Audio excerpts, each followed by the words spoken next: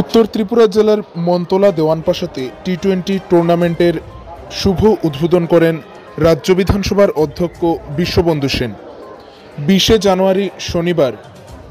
সকাল আনুমানিক 11:30 নাগাদ উত্তর ত্রিপুরা জেলার জেলা সদর ধর্মনগর শহরের মন্তলা দেওয়ানপাশাতে প্রগ্রেসিভ ইউথ ক্লাবের উদ্যোগে টি-20 ক্রিকেট টুর্নামেন্টের শুভ উদ্বোধন করেন রাজ্য বিধানসভার অধ্যক্ষ বিশ্ববন্ধু সেন, যেখানে এই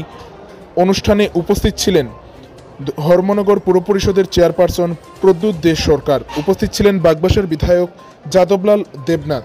উত্তর ত্রিপুরা জেলার জেলাশাসক দেবপ্রিয় বর্ধন, যুবরাজনগর পঞ্চায়েত সমিতির চেয়ারপারসন শ্রীপদ দাস সহ অন্যান্য আধিকারিকরা।